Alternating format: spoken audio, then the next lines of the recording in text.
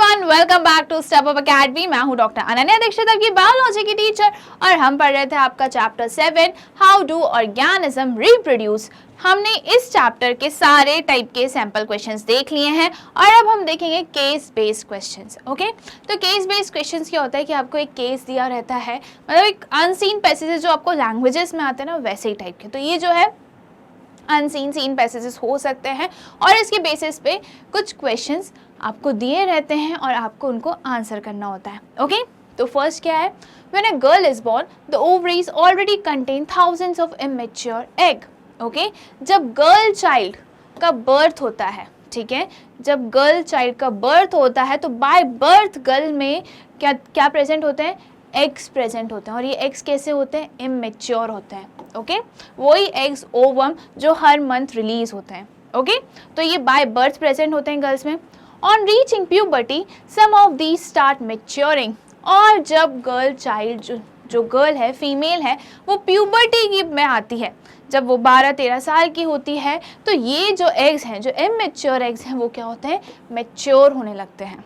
Okay, one egg is produced every month. और हर महीने एक एग जो है वो प्रोड्यूस होता है, और ये कौन करता है, ओवरीज करती हैं, by one of the ovaries.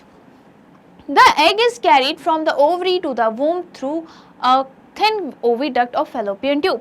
Okay, तो ये जो एग है वो ओवरी रिलीज करती है और ये फर्टिलाइज्ड होने के बाद यूट्रस तक कैसे पहुंच रहे हैं, थ्रू फेलोपियन ट्यूब, जिसे हम ओविडक्ट भी बोलते हैं। Okay, the two oviducts unite into elastic bag like structure known as the uterus. Okay, तो क्या होता है कि ये फेलोपियन ट्यूब आपस में यूनाइट होके क्या फॉर्म करती हैं, बैग लाइक स्ट्रक्चर फॉर्म करती हैं, जो कि इलास्टिक होती है, इलास्टिसिटी प्रेजेंट होती है, और उसको हम क्या बोलते हैं, uterus. The uterus open into the vagina through the cervix. Okay, uterus के बाद पार्ट आता है सर्विक्स वाला, फिर सर्विक्स के बाद आता है वजाइना। ओके, यूट्रस और वजाइना को कौन कनेक्ट करता है, सर्विक्स। नाउ ये हो गए हमारे केस स्टडी 1 की। अब क्या क्वेश्चन पूछा है वो हम देख लेते हैं। What is fertilisation. फर्टिलाइजेशन तो हमने इतनी बार पढ़ चुका है, इतने सारे क्वेश्चंस देखे, सब में एक एक बार हम देख चुके हैं, तो अब तक तो आपको याद हो जाना चाहिए कि फर्टिलाइजेशन क्या होता है और कहाँ पे होता है। तो फर्टिलाइजेशन क्या होता है, मेल और फीमेल गैमीट्स का फ्यूजन होता है और सिंगल सेल फॉर्म होता है, जैसे हम क्या बोलते हैं, zygote. The fusion of male gametes, sperms and the female gametes to form zygote is called fertilization. Okay? और ये fertilization कहाँ होता है, ये fertilization होता है ओविडक्ट में, जिसे हम क्या बोलते हैं, fallopian tube भी बोलते हैं। ओके, ओवरी जो है वो एग रिलीज कहाँ करती है, ओवरी एग रिलीज करती है, ये हमें पता है, बट वो एग रिलीज कहाँ करती है, फेलोपियन ट्यूब में करती है। और फेलोपियन ट्यूब में ये जो ओवम है वहीं पे फर्टिलाइज्ड होता है थ्रू स्पर्म। ओके, स्पर्म और ओवम जब कंबाइन हो जाते हैं तो वो यहाँ पे फेलोपियन ट्यूब में ही क्या बनता है, जाइगोट बनता है। फिर जाइगोट मल्टीपल सेल डिवीजन करता है, जिसके कारण क्या होता है, एम्ब्रियो फॉर्म होता है। ओके, अच्छा, ये क्वेश्चन फिर से आ ही गया। अभी मैंने बताया कि where does fertilization occur. Fertilization कहाँ होता है, तो ओविडक्ट, जिनको हम फेलोपियन ट्यूब भी बोलते हैं, उसी जगह पे होता है। Fertilization occur in the oviduct of fallopian tube. Okay, next question, what is placenta. Placenta क्या है, हमें ये बताना है। तो क्या होता है कि जब एम्ब्रियो यूट्रस से एम्बेडेड हो जाता है, मतलब यूट्रस से अटैच हो जाता है, तो एक टेम्पररी ऑर्गन स्ट्रक्चर बनता है, जिसे हम क्या बोलते हैं, प्लेसेंटा। और प्लेसेंटा का काम होता है मटेरियल्स का एक्सचेंज करने का, एम्ब्रियो से मदर्स ब्लड में लाने का और मदर्स ब्लड से एम्ब्रियो में ले जाने का। ओके, तो न्यूट्रिशन, ऑक्सीजन, ये प्लेसेंटा के थ्रू एम्ब्रियो तक पहुंचते हैं, डेवलपिंग एम्ब्रियोज तक पहुंचते हैं, और फिर जो भी वेस्ट मटेरियल एम्ब्रियो में जनरेट हो रहा है वो भी प्लेसेंटा के थ्रू कहाँ आ जाते हैं, मदर्स ब्लड में आ जाते हैं। Okay, it is an special tissue which provide nutrition from mother's blood to developing embryo. ये क्या है, स्पेशल टिश्यू है, टेम्पररी ऑर्गन होता है ये मतलब एक बार बेबी जो है बाहर आ गया, डिलीवरी हो गई, फीटस बाहर आ गया, तो ये प्लेसेंटा भी बाहर आ जाता है। ओके, तो ये क्या कर रहा है, स्पेशल टिश्यू है जो न्यूट्रिशन प्रोवाइड कर रहा है, क्यों? एम्ब्रियो को, जो एम्ब्रियो डेवलप हो रहा है, मैच्योर हो रहा है, उसको न्यूट्रिशन प्रोवाइड कर रहा है। और ये न्यूट्रिशन कहाँ से मिल रहा है? मदर्स ब्लड से। ओके, जो बेबी है उसको न्यूट्रिशन कहाँ से मिलेगा? मदर्स ब्लड से ही तो मिलेगा। Okay, next question, what are the different parts of female reproductive system? हमसे पूछा गया है यहाँ पे कि हमें फीमेल रिप्रोडक्टिव सिस्टम के अलग अलग पार्ट्स के बारे में बताना है। ओके, तो सिर्फ नाम ही लिखना है क्या? चलिए, यहाँ पे तो नाम लिखा है बट मैं आपको बता देती हूँ। Fallopian tube, ovary, uterus, vagina and cervix. अगर हम इसको सीक्वेंस में लिखेंगे तो कैसे लिखेंगे? ओवरी पहले आएगा, फेलोपियन ट्यूब आएगा, uterus, then cervix and end में क्या आएगा? वजाइना। ओके, तो ओवरी का काम क्या होता है वो हम देख लेते हैं, फंक्शंस भी देखते हुए चलते हैं हमारा, ताकि रिवीजन हो जाएगा अच्छे से। तो ओवरी जो है वो क्या रिलीज करती हैं? ओवरी रिलीज करती हैं, प्रोड्यूस करती हैं ओवा, ओके, एग। और वहीं ओवरी फीमेल सेक्स हार्मोन्स भी प्रोड्यूस करती हैं, सिक्रीट करती है ईस्ट्रोजन एंड प्रोजेस्टेरॉन। ओके, अब जो हमको सेकेंडरी सेक्सुअल कैरेक्टरिस्टिक्स दिखने लगते हैं 12-13 साल के बाद, वो क्यों डेवलप होते हैं? वो इन्हीं ईस्ट्रोजन जो ओवरी रिलीज कर रही है, ईस्ट्रोजन हार्मोन के कारण हमें चेंजेस देखने को मिलते हैं। ओके, ये बात होगी ओवरी। अब ओवरी जो एग रिलीज कर रही है, ओवम रिलीज कर रही है, वो कहाँ जाता है? फेलोपियन ट्यूब में। ट्यूब लाइक स्ट्रक्चर होता है जो ओवरी को यूट्रस से कनेक्ट करता है। ओके, तो फेलोपियन ट्यूब जो है, अच्छा, ओवरीज दो होती हैं, right and left. Right and left fallopian tube जो होता है वो यूनाइट होकर क्या फॉर्म करता है? यूट्रस। अब ये फेलोपियन ट्यूब में ओवरी एग रिलीज कर रही है, तो एग जो है ना वो यहीं फेलोपियन ट्यूब में ही फर्टिलाइज होगा और यहीं पे जाइगोट फॉर्म होगा। ओके, फेलोपियन ट्यूब को हम ओविडक्ट भी बोलते हैं। फिर आता है वजाइना। ओके, फिर आता है यूट्रस। यूट्रस का काम होता है कि जो डेवलपिंग एम्ब्रियो है उसको कुशन प्रोवाइड करने का, उसको न्यूट्रिशन प्रोवाइड करने का। तो ये यूट्रस जो है ना, यहीं पे एम्ब्रियो डेवलप होता है। ओके, फीटस यहीं पे डेवलप होता है। और फिर सर्विक्स आता है जो यूट्रस और वजाइना को कनेक्ट करने का काम करता है। वजाइना होता है बर्थ कैनाल। वजाइना क्या होता है? बर्थ कैनाल होता है। फीटस जो है वो इस वजाइना के थ्रू ही बाहर आता है। ओके, ये बात हो गई किसकी? वजाइना की। एक बात और मैं यूट्रस में बता दूं कि हमने ये भी देखा था कि यूट्रस जो है ना, हर मंथ, एवरी मंथ वो अपने आप को प्रिपेयर करती है ताकि वो फर्टिलाइज्ड एग को रिसीव करके उसको नरिशमेंट प्रोवाइड कर सके।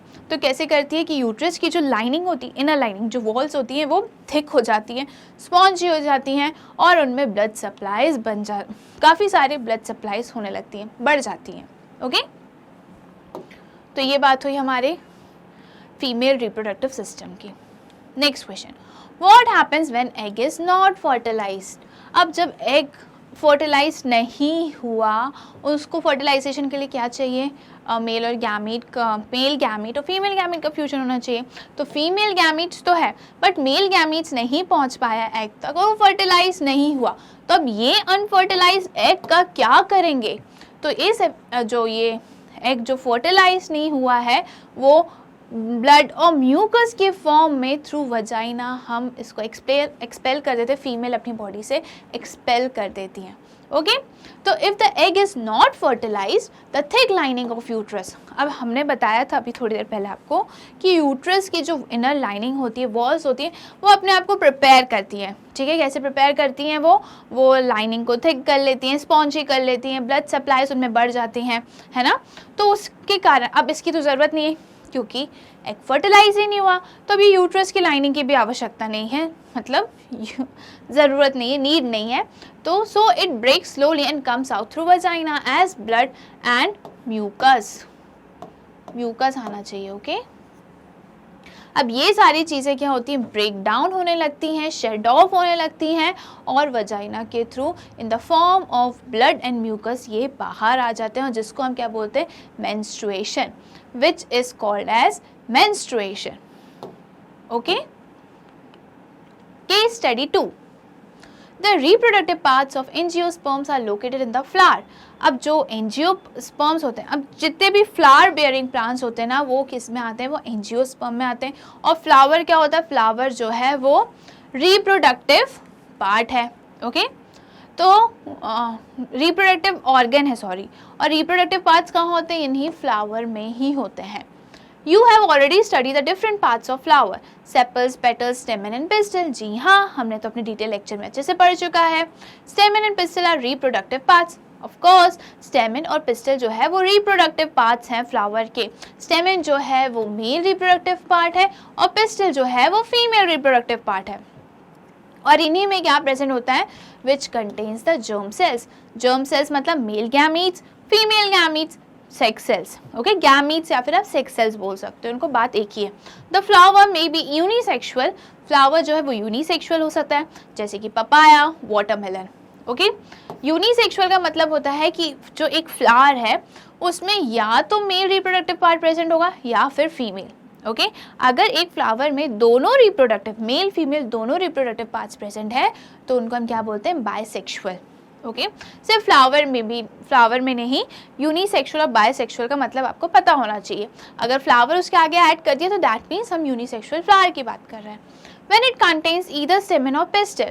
और बायसेक्सुअल, बायसेक्सुअल के एग्जाम्पल क्या है? Hibiscus and mustard, when it contains both stamen and pistil। Question देखते हैं अब हम। What is the male reproductive part of flower? Male reproductive part क्या है फ्लावर का? Male reproductive part है stamen, और stamen में दो parts आते हैं, anther and filaments। Okay? Stamen is the male reproductive part of flower and it consists of anther and filaments। Okay? अब ये क्या होता है? ये पूरा पार्ट क्या है? stamen है। ओके, और ये वाला पार्ट कौन सा है? ये एंथर है।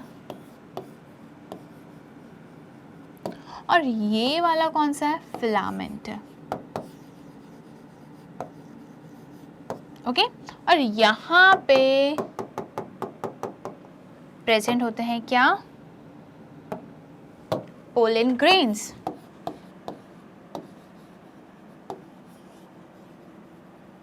क्या प्रेजेंट होते हैं? Pollen grains. ओके, अब क्या होता है ना, ये एंथर जो है वो पोलन ग्रेन्स को प्रोड्यूस करते हैं और उनके स्टोरेज में हेल्प करते हैं। ओके, अब ये फिलामेंट जो ये ट्यूब लाइक स्ट्रक्चर होता है जो एंथर को सपोर्ट देता है, इन दोनों को मिला के हम क्या बोलते हैं? स्टेमेन, जो कि मेल रिप्रोडक्टिव पार्ट्स होते हैं। अब ये पोलन ग्रेन्स जो है ना, इनके अंदर प्रेजेंट होते हैं क्या?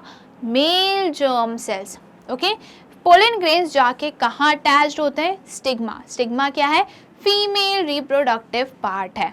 स्टिग्मा में ये जब जाके अटैच्ड हो जाते हैं तो पोलन ग्रेन से निकलती है पोलन ट्यूब। ओके, और पोलन ट्यूब जो बनती है वो कहाँ तक जाती है? ओवरी तक जाती है, ओव्यूल तक जाती है, और पोलन ट्यूब के थ्रू मेल जर्म सेल्स जो हैं वो ओव्यूल में पहुँच जाते हैं। ओव्यूल में होते हैं फीमेल जर्म सेल और ओव्यूल में होता है फर्टिलाइजेशन। Okay, next question.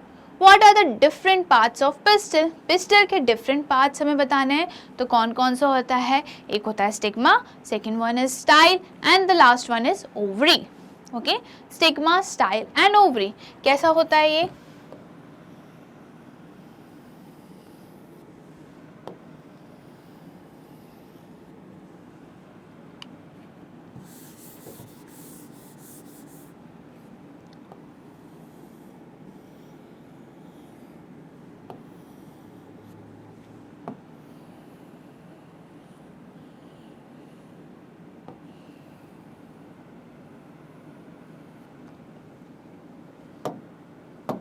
एक बार और अच्छे से बना के दिखाते हैं इसको।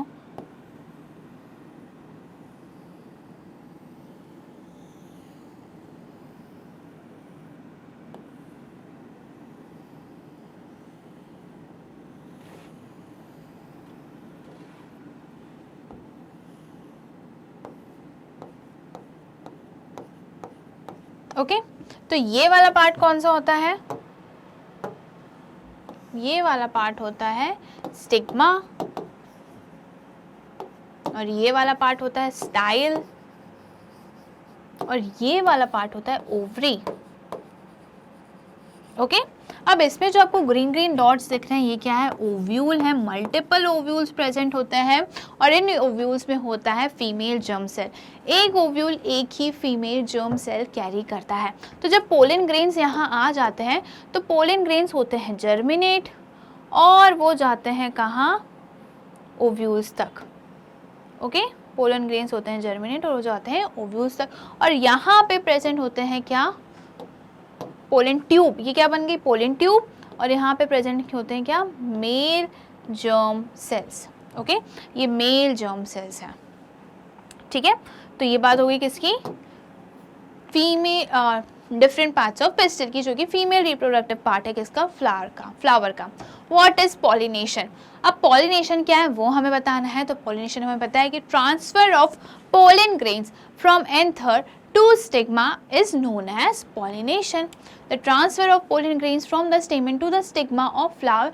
स्टेमन भी आप लिख सकते हो और आप क्या लिख सकते हो, एंथर भी लिख सकते हो। ओके, कुछ भी लिखोगे आपके मार्क्स नहीं कटेंगे। Flower is called pollination. अब पॉलिनेशन, पॉलिनेटिंग एजेंट कौन कौन से होते हैं, एनिमल्स हो गए, इंसेक्ट्स हो गए, विंड हो गया, वाटर, ये सारे पॉलिनेटिंग इंसेक्ट्स, पॉलिनेटिंग एजेंट्स होते हैं। Okay, next question, where does fertilization occur in flower. Fertilization जो है फ्लावर में होता है ओव्यूल में। कहाँ पे, ओव्यूल में। तो fertilization takes place inside the ovule, क्योंकि ओव्यूल में प्रेजेंट होते हैं female germ cells. Pollen tube से मेल जर्म सेल्स जो है वो ओव्यूल में एंटर करते हैं और वहाँ पे वो फ्यूज करते हैं और फर्टिलाइजेशन होता है। Okay, next question, what are the two types of pollination. दो टाइप के पॉलिनेशन होते हैं, self pollination and cross pollination. Self pollination का मतलब होता है कि, सेल्फ पॉलिनेशन का मतलब होता है कि जो फ्लावर है उसी फ्लावर के जो पोलन ग्रेन्स है वो उसी फ्लावर के स्टिग्मा तक पहुँचे। ओके, ये क्या होता है, सेल्फ पॉलिनेशन। अब जहाँ पे दो अलग फ्लावर हो गए कि एक फ्लावर के जो पोलन ग्रेन्स है वो दूसरे फ्लावर के स्टिग्मा तक पहुँच रहे हैं, that is known as cross pollination. Okay, case study 3। There are many plants in which parts like the roots, stem and leaves develop into new plants under appropriate condition. Okay? काफ़ी सारे plants होते हैं जो उनके खुद के part से, जैसे कि पार्ट कौन से, रूट, स्टेम और लीव से एक नया पौधा बना लेते हैं। ओके, अगर कंडीशन अच्छी रही तो, सही साथ रही तो, उनके अकॉर्डिंग कंडीशन रही तभी। Unlike in most animal, plants can indeed use such a mode of reproduction. Okay? अब प्लांट जो है वो ऐसे मोड ऑफ रिप्रोडक्शन यूज कर सकते हैं, बट एनिमल्स तो नहीं कर सकते। Okay, this property of vegetative propagation is used in methods such as layering or grafting to grow many plants like sugarcane, roses or grapes for agriculture purposes. Okay? अब यहाँ पे क्या लिखा है कि ये वेजिटेटिव प्रोपोगेशन वाली जो प्रॉपर्टी है प्लांट्स में वो क्या है, एग्रीकल्चर पर्पसेस के लिए यूज़ की जाती हैं। और वेजिटेटिव प्रोपोगेशन के एग्जांपल क्या है, ग्राफ्टिंग हो गया और लेयरिंग हो गया। ओके, लेयरिंग और ग्राफ्टिंग से हम कौन से प्लांट्स जो हैं वो न्यू पौधे जो हैं वो डेवलप कर सकते हैं, बना सकते हैं, sugar cane, roses and grapes. अब क्या क्वेश्चन पूछे हैं वो हम देख लेते हैं। What are the advantages of vegetative propagation. Vegetative propagation में के एडवांटेजेस क्या होते हैं वो हमें बताना है। तो वेजिटेटिव प्रोपोगेशन के एडवांटेजेस होते हैं कि ये जो न्यू पौधा है, जो नया पौधा है, नन्हा सा पौधा है, वो जो पेरेंट प्लांट है उसके एकदम जेनेटिकली सिमिलर होगा। Okay, all plants that are produced by such method are genetically similar to their parents and have all its characteristics. Okay, जो भी characteristics parent plant में था वो ही same characteristics baby plants में भी होंगे, कोई changes नहीं आएंगे। Okay, ये जो वेजिटेटिव प्रोपोगेशन है वो इजी होता है, लेस एक्सपेंसिव होता है और कैसा है, फास्ट मेथड है। ओके, वेजिटेटिव प्रोपोगेशन करना इजी है, पैसे भी कम लगते हैं, लेस एक्सपेंसिव है और जो नया पौधा है वो जल्दी उगाता है। Give a example of vegetative propagation through birds. हमें एग्जांपल बताना है कि बर्ड्स के थ्रू कौन से वेजिटेटिव प्रोपोगेशन होता है। ठीक है, कौन वेजिटेटिव प्रोपोगेशन करता है? तो क्या होता है, बर्ड्स के थ्रू ब्रायोफाइलम। ब्रायोफाइलम की जो लीव्स होती हैं, कैसी होती हैं उसकी लीव्स? उसकी नॉचेस में बर्ड्स प्रेजेंट होते हैं। ये जो नॉचेस है ना, मार्जिन में नॉचेस होते हैं, और यहाँ पे क्या प्रेजेंट होते हैं? बर्ड्स। ओके, बर्ड्स प्रेजेंट होते हैं, और इन बर्ड से क्या बनता है? न्यू प्लांट बन जाता है। ओके, ब्रायोफाइलम की जो लीफ होती है उनके नॉचेस में प्रेजेंट होते हैं बर्ड्स, और बर्ड से एक नया पौधा, न्यू प्लांट बन जाता है। ठीक है, अब यहाँ पे जैसे अगर 3-4 बर्ड्स हैं, तो ये 3-4 बर्ड्स, जितने भी बर्ड्स हैं, वो केपेबल हैं कि वो एक न्यू प्लांट प्रोड्यूस कर सकें। ओके, तो ये बात हुई किसकी? वेजिटेटिव प्रोपोगेशन थ्रू बर्ड्स की। Next question, what is tissue culture? Tissue culture क्या होता है? टिश्यू कल्चर में हम क्या करते हैं ना, एक छोटा सा जो भी पार्ट होता है प्लांट का, ठीक है, क्या करते हैं, उसको हम आर्टिफिशियल मीडियम में ग्रो करते हैं। एकदम छोटा सा माइन्यूट सा हम टिश्यू पार्ट लेते हैं प्लांट्स का। ओके, और उसको हम किस में डाल देते हैं? टेस्ट ट्यूब में डाल देते हैं, और वो टेस्ट ट्यूब में हम एक न्यूट्रिशनल मीडियम प्रोवाइड करते हैं। अब वो जो पार्ट है, छोटा सा टिश्यू पार्ट, उसको क्या चाहिए? न्यूट्रिशन चाहिए, तभी तो वो डेवलपमेंट शो करेगा, तभी तो वो ग्रोथ दिखाएगा। ओके, तो हम उस टेस्ट ट्यूब में क्या डाल देते हैं? न्यूट्रिशन मीडियम डाल देते हैं, उसको आर्टिफिशियली ग्रो करते हैं, और जब वो सीडलिंग बन जाता है, सीडलिंग मतलब जब न्यू प्लांट बन जाता है, तो उसको हम वहाँ से निकाल के कहाँ कर देते हैं? ज़मीन पे, मिट्टी में लगा देते हैं। Okay, new plants are grown first in suitable artificial medium and then placing it in the soil to grow into a mature plant. क्या किया हमने कि प्लांट का थोड़ा सा छोटा सा हिस्सा हमने निकाला, ठीक है, और उसको हमने क्या किया? टेस्ट ट्यूब में रख दिया। टेस्ट ट्यूब में हमने ऐड किया आर्टिफिशियल मीडियम, न्यूट्रिशनल मीडियम, जो भी उस टिश्यू को डेवलप करने के लिए ज़रूरत होती है न्यूट्रिएंट्स की, वो सारे हमने प्रोवाइड कर दिए। अब जब वो सीडलिंग बन जाएगा, मतलब न्यू प्लांट, बेबी प्लांट उसमें बन जाएगा, तो उस प्लांट को हम वो टेस्ट ट्यूब से निकाल के कहाँ रख देंगे? कहाँ लगा देंगे? सॉइल में लगा देंगे, और फिर वो मिट्टी में लगा देंगे, ताकि उससे एक अच्छा मैच्योर प्लांट डेवलप हो सके। ओके, अब हमें बताना है कि ग्राफ्टिंग क्या होती है। What is grafting? New plants are grown by joining scion and scion upper portion of plant to a stalk of other plants in such a manner that they get united to each other. Okay, हम एक new plant बनाते हैं, new plant grow करते हैं, और कैसे grow करते हैं? सायन होता है उसमें, जो अपर पार्ट होता है, ओके, और लोअर पार्ट। लोअर पार्ट क्या होता है? इसको हम क्या बोलते हैं? स्टॉक, और इसको हम क्या बोलते हैं? सायन। इसको हम आपस में जोड़ देते हैं, रैप कर देते हैं, ठीक है, हम इन दोनों को आपस में जोड़ देते हैं, और जब हम इनको जोड़ देते हैं, इसको हम क्या बोलते हैं? ग्राफ्टिंग। दो अलग चीज़ों को ला के हमने आपस में जोड़ दिया, रैप कर दिया, this is known as grafting. Okay, अब जब ये इनको अटैच कर देते हैं, इनको यूनाइट कर देते हैं, तो ये एक न्यू प्लांट फॉर्म हो जाता है। Next question, what are the examples of layering? Layering के एग्जाम्पल्स क्या है वो हमें बताना है। तो जास्मिन हो गया और ग्रेप वाइन हो गया। ओके, ग्रेप वाइन वो जो काले अंगूर होते हैं ना, उनको बोलते हैं। Case study 4, chromosomes in the nucleus of cell contain information for inheritance of feature from parents to next generation in the form of DNA, deoxyribonucleic acid molecule. Okay, nucleus में क्या प्रेजेंट होता है? न्यूक्लियस में present होते हैं chromosomes, और chromosomes में क्या प्रेजेंट होता है? क्रोमोसोम्स में प्रेजेंट होते हैं DNA. Okay, chromosome thread like structure होता है, और उनमें डीएनए प्रेजेंट होते हैं, और डीएनए में होते हैं जीन्स। अब यही जो है डीएनए जो है वो पेरेंट्स के कैरेक्टरिस्टिक्स लेके किस में पहुंचाएंगे? ऑफस्प्रिंग तक पहुंचाएंगे, next generation. Okay, next generation offspring तक पहुंचाएंगे।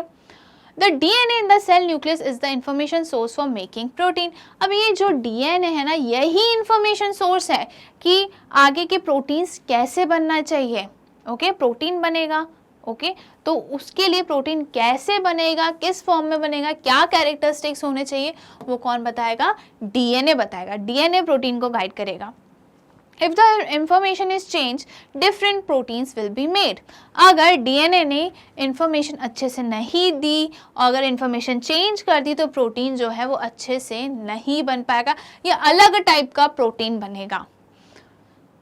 Different proteins will eventually lead to altered body design. Okay?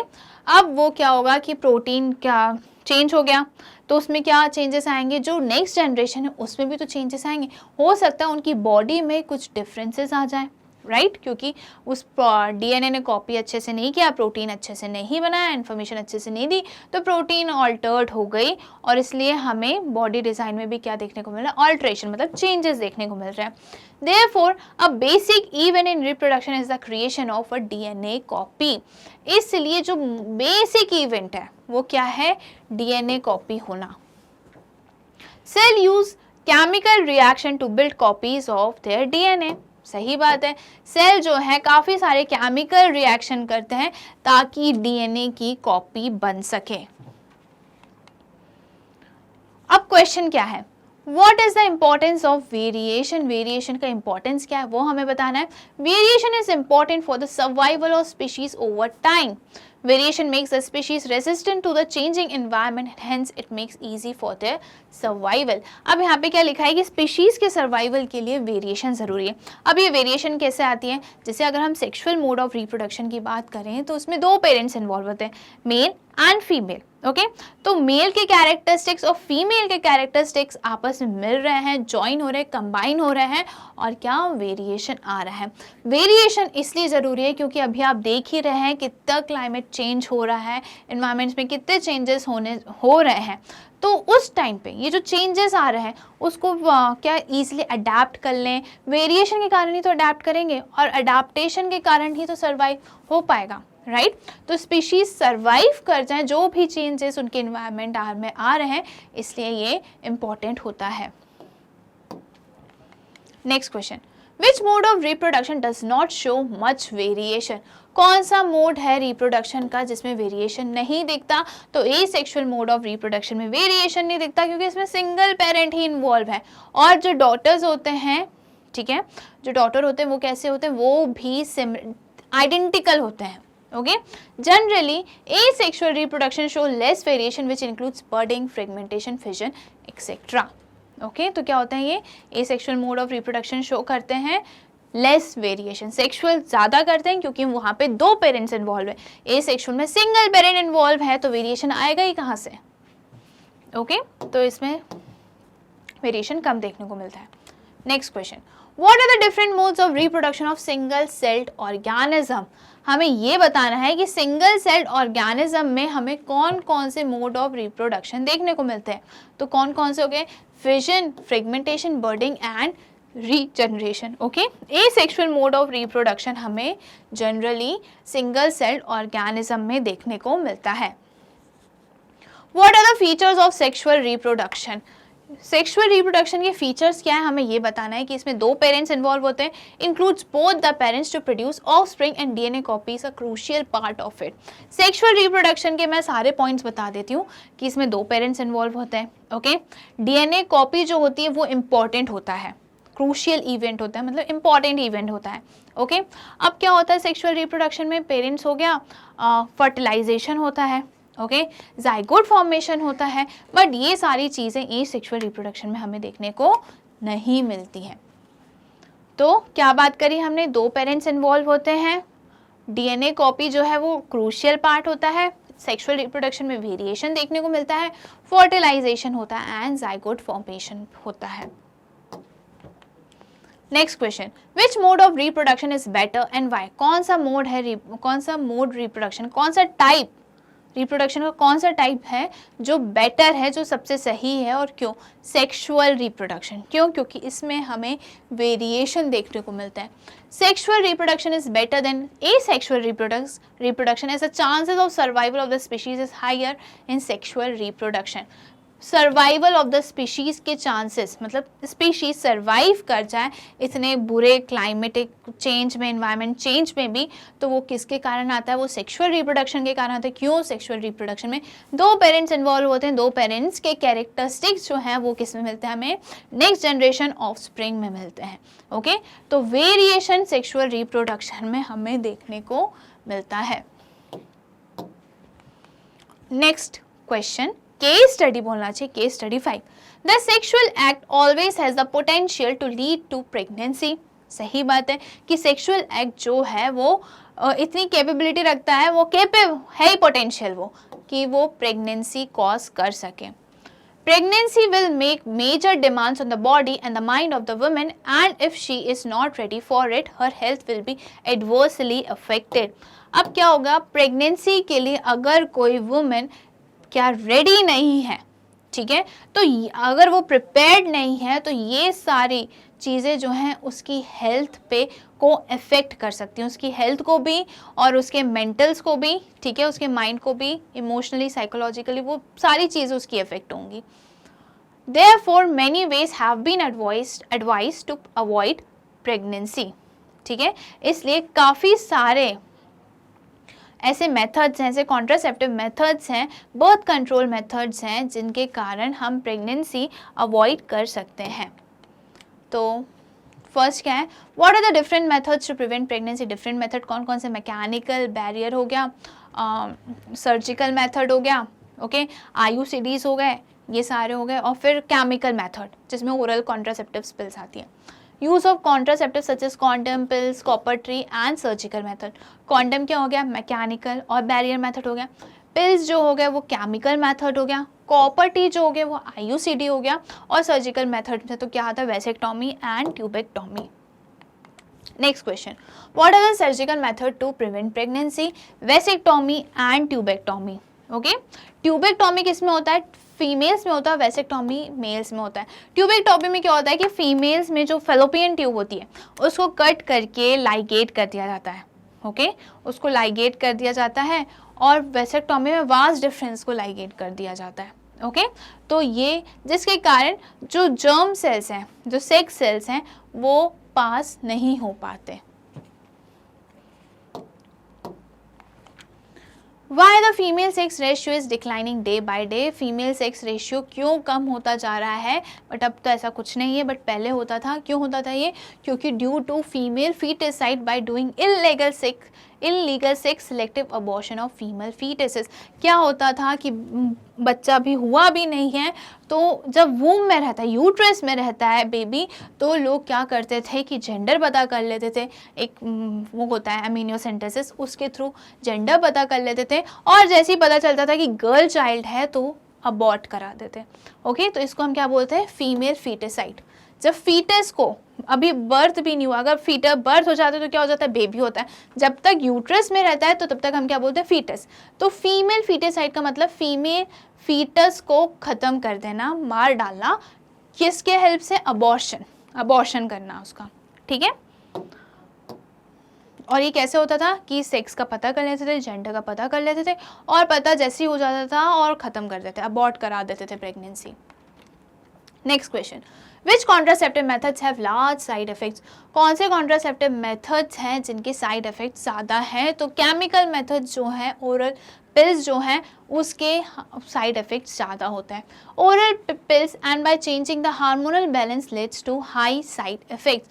क्या होता है? ओरल पिल्स लेने से जो भी हार्मोन्स हैं हमारी बॉडी में, जो हमारी प्रॉपर फंक्शनिंग के लिए ज़रूरी होते हैं, वो क्या होते हैं? इम्बैलेंस हो जाते हैं, ओके, उनका बैलेंस बिगड़ जाता है, और इस कारण से काफ़ी सारे साइड इफ़ेक्ट्स देखने को मिलते हैं। Next question, why should one have the knowledge about sexual act and the disease causing by it? अब क्यों ज़रूरी है कि सेक्शुअल एक्ट के कॉन्सिक्वेंसेस क्या होंगे और क्या डिसीजेज ये सेक्शुअल एक्ट के कारण हो रही हैं? तो क्यों ज़रूरी है? क्यों आपको पढ़ाया जा रहा है? आपको इसलिए पढ़ाया जा रहा है to stay healthy and free from sexually transmitted diseases. One should be aware of the diseases caused by bacteria and viruses such as gonorrhoea, syphilis, HIV, AIDS. Okay, इसलिए पढ़ाया जा रहा है ताकि आप हेल्दी रहो, आपको पता रहे कि ये जो भी सेक्सुअल एक्ट्स हैं वो पोटेंशियल होते हैं एक तो प्रेगनेंसी कॉज करने के लिए, और उनसे बीमारियां भी होती हैं। कौन सी? एसटीडीज भी होते हैं, जैसे कि सिफिलिस हो गया, गोनोरिया हो गया, HIV एड्स हो गया। ओके, तो ये बीमारियां फैले ना, स्प्रेड ना हो, ट्रांसमिट ना हो, इसके लिए ये सारी बातें बताना, अवेयर करवाना ज़रूरी होता है। ओके, तो यहाँ पे जो है हमारा हाउ डू ऑर्गेनिज्म रिप्रोड्यूस के केस बेस्ड क्वेश्चंस होते हैं कंप्लीट। ऐसी और वीडियोस देखने के लिए आज ही स्टेप अप अकेडमी को सब्सक्राइब करिए, जहां पे आपको मिलता है KG से लेकर 12 तक के सारे सब्जेक्ट के सारे वीडियोस फ्री, साथ ही साथ मल्टीपल कॉम्पिटिटिव एग्जाम जैसे कि नीट, CUET, JEE की भी प्रिपरेशंस होती हैं। Thank you.